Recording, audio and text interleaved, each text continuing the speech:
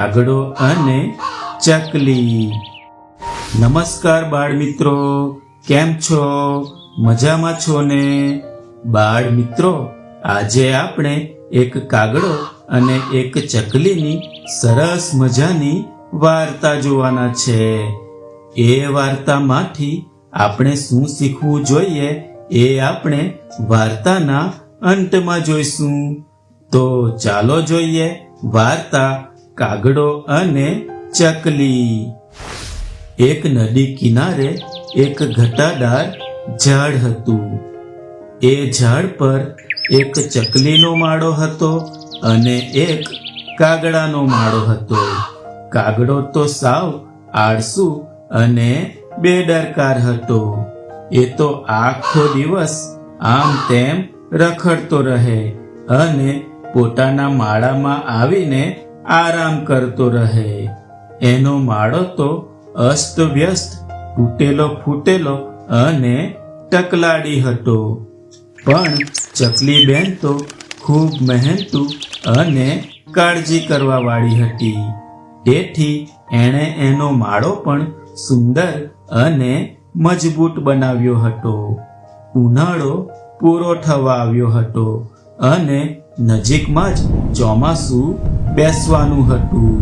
તેથી ચકલીબેન તો વરસાદથી પોતાના માળાને નુકસાન ના થાય તે માટે માળાની માવજત કરવા માંડી પડે છે. પણ કાગડા ભાઈ તો આરામથી એના તૂટેલા ફૂટેલા માળામાં બેઠા હતા અને બેઠા બેઠા ચકલીબેનની મજાક ઉડાવતા બોલ્યા, અરે એ ચકલી, કેમ ચતરપટર કર્યા કરે છે? શાંતિથી બેસને, મને જો, હું કેટલો આરામથી બેઠો છું. તો ચકલીબેન કહે, અરે કાગડા ભાઈ, નજીકમાં જ ચોમાસું આવી રહ્યું છે. વરસાદના પાણીથી માળાને નુકસાન ના થાય તેથી તેની માવજત કરી રહી છું. તમે પણ તમારો માળો સરખો કરી લો, વરસાદ ક્યારે પણ આવી શકે છે. ત્યારે આળસુ કાગડા ભાઈ તો જોર જોરથી હસવા લાગ્યા. હા હા હા હા હા, અરે વરસાદ, હા હા હા હા હા, અરે વરસાદ આવે તો જોઈ લઈશું.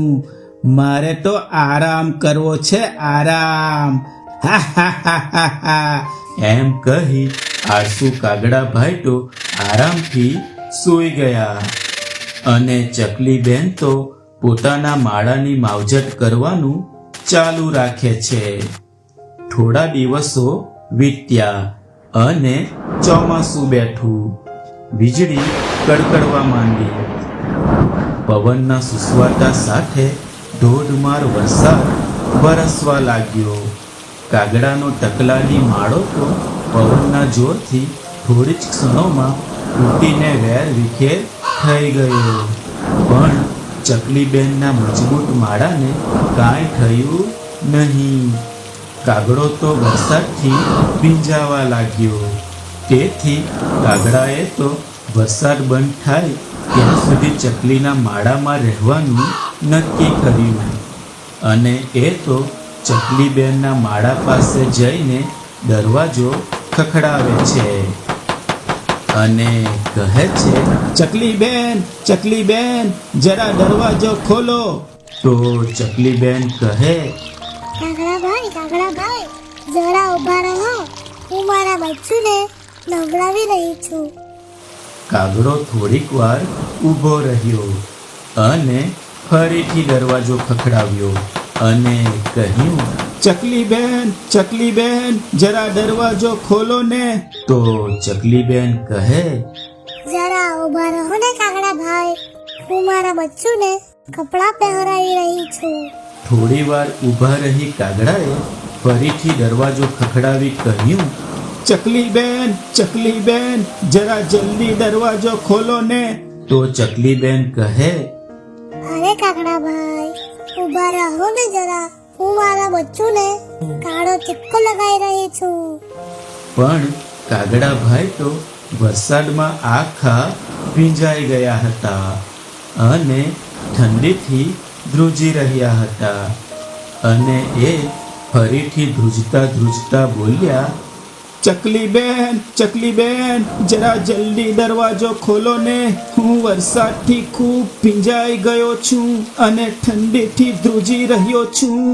આ સાંભળી ચકલી બેનને કાગડાભાઈ પર દયા આવી ગઈ. તેથી ઝટ જઈને દરવાજો ખોલ્યો અને કહ્યું, આવો કાગડાભાઈ, જલ્દીથી અંદર આવી જાઓ. કાગડાભાઈ અંદર આવે છે અને પછી ચકલી બેને કાગડાભાઈને શરીર લૂછવા માટે ટુવાલ આપ્યો અને કહ્યું, કાગડાભાઈ, તમે જરા અહીં શાંતિથી બેસો, હું હમણાં જ નાહીને આવું છું. કાગડાભાઈ તો ત્યાં બેસી જાય છે. ચકલી બેન તો નાહવા માટે જાય છે. કાગડાભાઈ તો આરામથી શરીર લૂછતા લૂછતા બેઠા હોય છે. ત્યારે રસોડામાંથી તેને ખીરની સુગંધ આવવા લાગી. કાગડાભાઈને તો ભૂખ લાગવા લાગી અને એનાથી રહેવાયું નહીં. તેથી એ તો સીધો રસોડામાં ગયો. ચૂલા પર મૂકેલી તપેલીમાં ગરમ ગરમ સુગંધીદાર ખીર જોઈને કાગડાભાઈને તો મોંમાં પાણી આવી ગયું અને એ તો વાટકીમાં ખીર કાઢે છે અને ખાવા માંડે છે. ખીર ખૂબ જ સ્વાદિષ્ટ હતી. તેથી કાગડાભાઈ તો વાટકીમાં ખીર કાઢતા જાય ને ખાતા જાય અને આમ કાગડાભાઈ તો બધી ખીર ચટ કરી ગયા.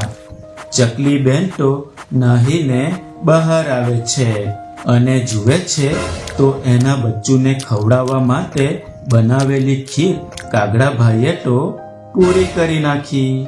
તેથી ચકલી બેનને તો ખૂબ જ ગુસ્સો આવ્યો. તેથી ચકલી બેને તો ચૂલામાંથી સળગતું લાકડું ઉપાડ્યું અને બોલ્યા, આખો ઉનાળો કઈ કામ કર્યું નહીં, ઉપરથી રખડ્યા ને આરામ કર્યો ને પાછા મારા બચ્ચુની ખીર ખાઈ ગયા. ગુસ્સાથી લાલચોળ થયેલી ચકલીબેનના હાથમાં સળગતું લાકડું જોઈ કાગડાભાઈ તો ભાગ્યા. તો ચકલીબેને તેના પર સળગતું લાકડું ફેંક્યું. એ સળગતું લાકડું કાગડાની પૂંછડી પર પડ્યું. તેથી કાગડાની પૂંછડી બળી ગઈ અને એ તો ભાગ્યો અને બોલ્યો, અરે અરે, ઓ મારી પૂંછડી બળી ગઈ, ઓ મારી પૂંછડી બળી ગઈ. ચકલીબેને મને પાઠ ભણાવ્યો, ચકલીબેને મને પાઠ ભણાવ્યો, મારી પૂંછડી બળી ગઈ. બાળ મિત્રો, મજા આવીને કાગડો અને ચકલીની વાર્તા જોવામાં. બાળ મિત્રો, આ વાર્તા ઉપરથી આપણને શીખવા મળે છે કે આપણે કોઈ પણ કામમાં આળસ કરવી જોઈએ નહીં અને આવનારી ઉપાધિઓથી બચવા માટે પહેલેથી સજાગ રહેવું જોઈએ અને એના માટે પૂર્વ તૈયારી કરવી જોઈએ. આપણે વાર્તામાં જોયું કે આળસુ કાગડો આખો ઉનાળો આમ તેમ રખડતો રહે છે અને પોતાના ટકલાડી માળામાં આરામ કરતો રહે છે અને જ્યારે ચોમાસું બેસે છે તો પવનના વેગ સાથે પડતા વરસાદમાં એનો ટકલાડી માળો તૂટી જાય છે. જ્યારે મહેનતુ ચકલીએ એનો માળો ખૂબ જ મજબૂત બનાવ્યો હતો અને ચોમાસું આવવા પહેલા જ પોતાના માળાની માવજત કરી હતી. તેથી ચકલીબેનના માળાને ધોધમાર વરસાદમાં પણ કાંઈ નુકસાન થયું નહીં. તેથી બાળ મિત્રો, આપણે કાગડાની જેમ આળસ કરવું જોઈએ નહીં, પણ ચકલીની જેમ મહેનત કરી આવનારી પરિસ્થિતિઓ માટે પહેલેથી તૈયારી કરવી જોઈએ. જેમ કે શાળાની પરીક્ષા હોય તો એની પણ આપણે પહેલેથી જ તૈયારી કરવી જોઈએ, જેથી નાપાસ થવાય નહીં. બરાબર. અને બીજું બાળ મિત્રો, આપણે વાર્તામાં જોયું કે વરસાદમાં ભીંજાતા કાગડાભાઈ પર ચકલીબેનને દયા આવી જાય છે અને એને પોતાના માળામાં બેસાડે છે. છઠ્ઠા કાગડો ચકલીબેનની બધી ખીર ચટ કરી જાય છે. તેથી ચકલીબેન કાગડાને બરાબર પાઠ ભણાવે છે. તેથી બાળ મિત્રો, કોઈએ આપણા પર ઉપકાર કર્યો હોય તો એને ક્યારેય નુકસાન પહોંચાડવું જોઈએ નહીં, પણ એના ઉપકારને હંમેશા યાદ રાખવું જોઈએ. બરાબર? તો આવજો બાળ મિત્રો, ફરી મળીશું એક નવી વાર્તા સાથે. આવજો. સબસ્ક્રાઇબ કરો આપણી ચેનલ નાવડીને અને જુઓ સુંદર મજાની વાર્તાઓ.